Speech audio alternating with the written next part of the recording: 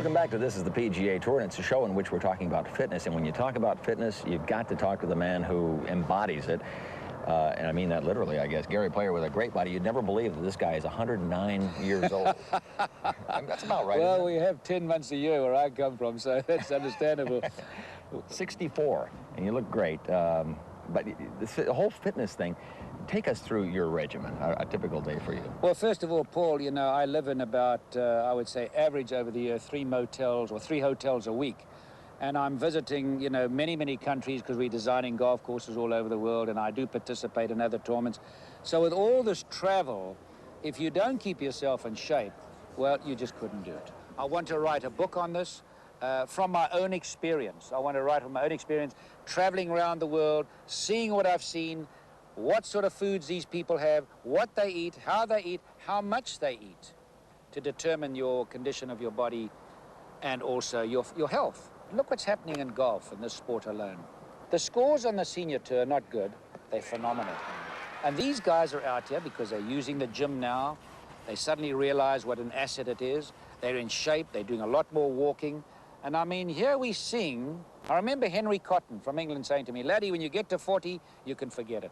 Well, often when I shoot a 63 or a 64, I think to myself, Henry Cotton, I wish you could be here to see this, what nonsense you were talking about. What about your exercise? Now, you've got a great exercise regimen, especially the push-ups, I've heard. I mean, the push-ups, the sit-ups. That's right. Tell me about that. Well, I try and do 1,000 sit-ups a day. 3 days ago, I did 1,100. In one sitting?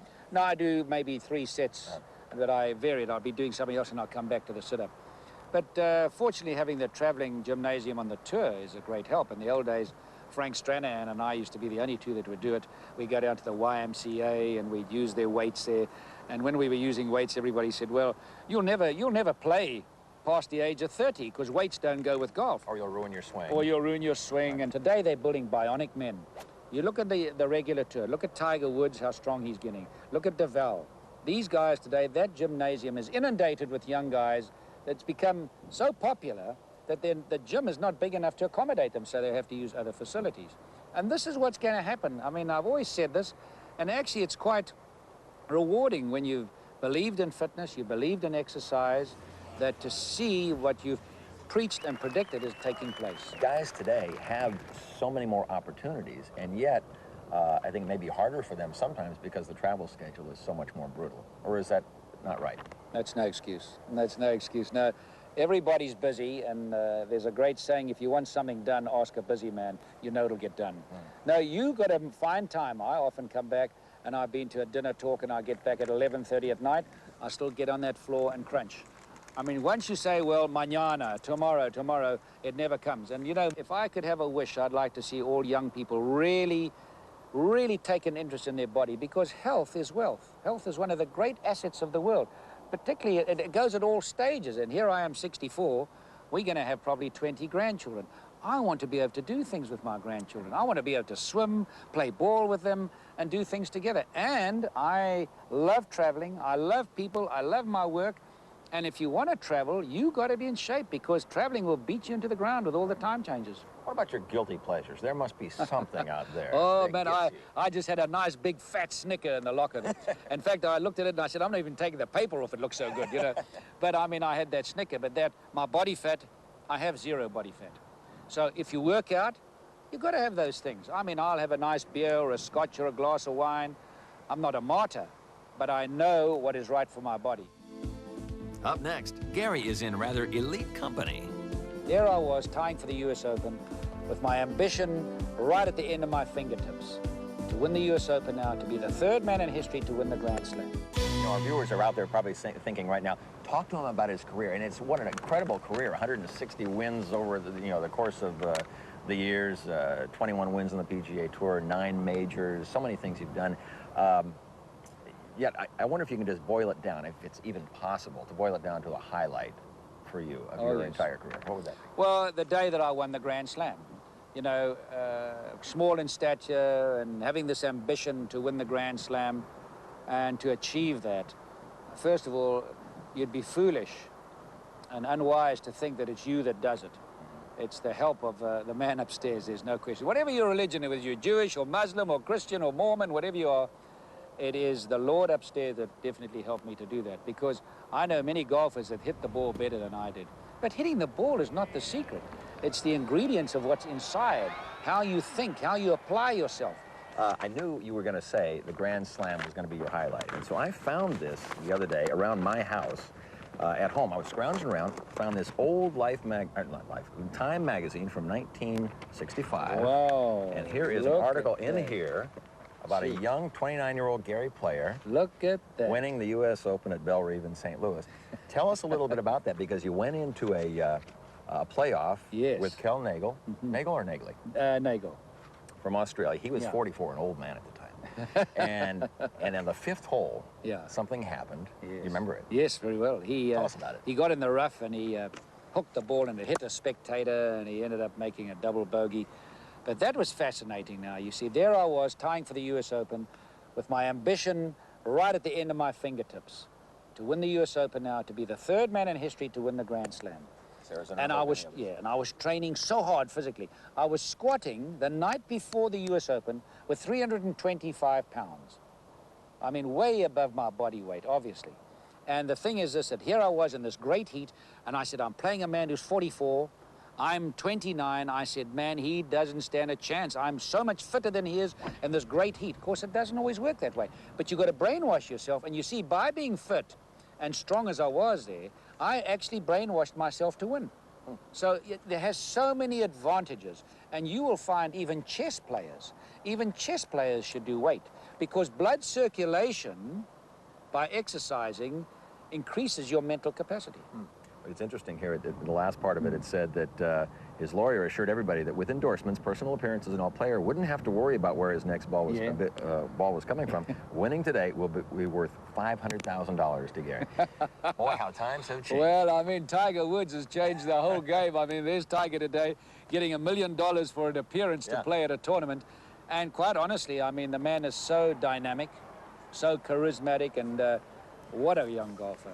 I'm a big fan of Tiger Woods. I think, you know, people are always quick to condemn people and criticize. The highest tree gathers the most wind. And here's a young man, I mean, he might thump the ground. I mean, he's 24 years of age. He's a young man, or he's 21 when he was doing this. What is that? It's not really that serious.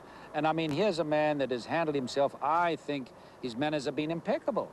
And what a golfer. And by Tiger Woods doing so well, he's putting money in all of our pockets. Sure, absolutely. Absolutely. So it's great to see.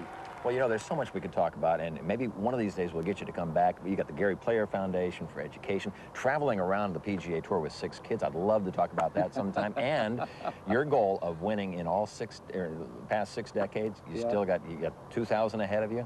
That's your goal, huh?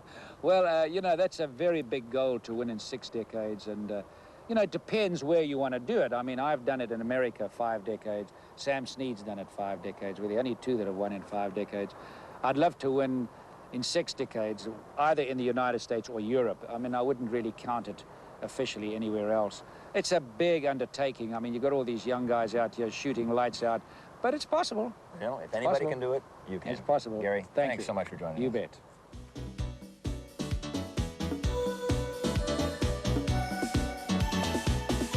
I think bunker play is a very, very important part in a professional's career. Of course, it's very important in an amateur's career. If they can get up and down out of a trap, it's a great advantage. In 1969, I was in 81 traps and got down in 279 times. Now, what a help that was. Of course, in those days, I was really an enthusiast and kept all the stats.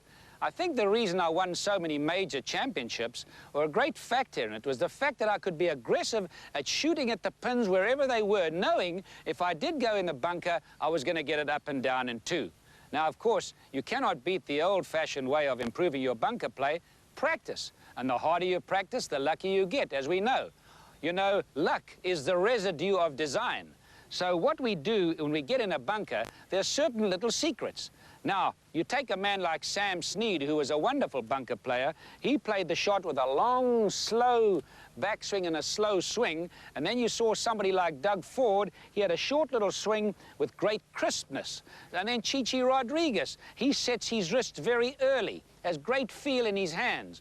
And then you see other great players like Julius Boros. He'd get in there sort of whistling all the time and just take this old lazy swing like Old Man River and plop it out and get it close to the hole. So you see, folks, it's horses for courses. It still boils down to feel, and the most important thing is it's to hit through the sand. When playing this shot, the most important thing is to feel that your club is getting through the sand. You cannot play that well if you take the club back and you just dig into the sand. They use the word blast. That's the worst thing you can use in a bunker, is blast the ball out.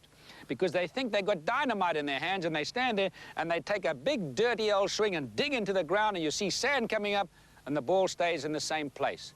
It's not a case of blast, it's a case of getting through the sand. And you can see when I'm playing this shot, whether it's short or long, the club is accelerating right through the sand. Don't have a big sway on the shot. The minute you start swaying on the shot, if you sway in golf, you cannot bring the club back to the ball exactly square. So you've got to stay over the ball when playing that shot. Watch this one when I play this. Watch my head, how it stays in the same place. Doesn't move back, stays in the same place, and that's very important, because if you hit too far behind the ball, it's not going to go well. If you hit too close to the ball, it's going to go too far. The other thing is, I think a good tip to stop you from swaying is keep your weight more on your left side, and that stops you from moving back. So my weight's on my left side, the backswing is smooth. Whatever you want to do, it's got to be smooth, and then you've got to get the club accelerating at impact. Because under pressure, we all feel pressure. Some feel more than others. There's that old thing called choking a little bit, and we all do it sometimes, only some choke more than others. But the great tendency under pressure is to decelerate, whether it's a putt, whether it's a drive, or a bunker shot. Reminds me of the hippie walking along Saks Fifth Avenue one day, and he was styling along the road, and he saw this man. He says, "Say, man, how do I get to Carnegie Hall, brother?" The other guy said, and he thought for a moment, he said, "Practice, man, practice." Now, folks, look forward to seeing you again sometime on the Senior PGA Tour.